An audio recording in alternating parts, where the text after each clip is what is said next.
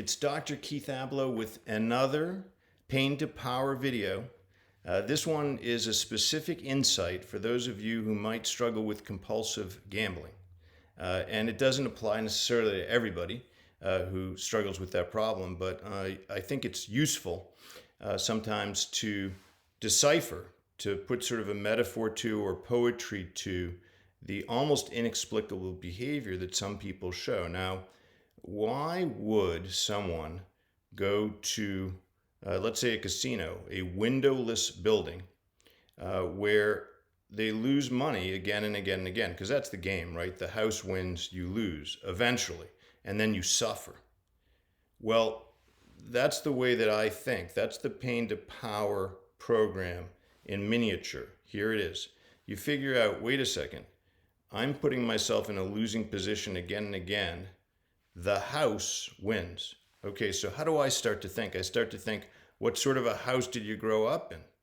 Okay, I start to think, wait, this is a windowless building. What sorts of unseen things occurred in your life that you haven't looked at, or that other people should have noticed, that you were being taken advantage of in some way, for instance? I think, why would you put yourself in a position to lose again and again? Because, as a business associate of mine once said, not a nice thought, he said, listen, some people come to the table in business to lose again and again and again. That's why they're there. Okay, but we're not in the business here together of letting that kind of behavior persist. So it's so important, if you're, let's say, a compulsive gambler, to think about, well, what are the thematic elements of what I'm doing that could be reproducing things that I found painful in the past? Because the fact that you're not looking at the things that were painful, it might be a year ago, 2 years ago, 10 years ago, 20 years ago, or more. The fact that you're not looking at those things and willing to experience the discomfort of seeing reality for what it was and admitting that these things unfolded in your life, you're going to go about creating metaphors for it. That's how human beings work. We're symbolic creatures, but we do it often through behaviors.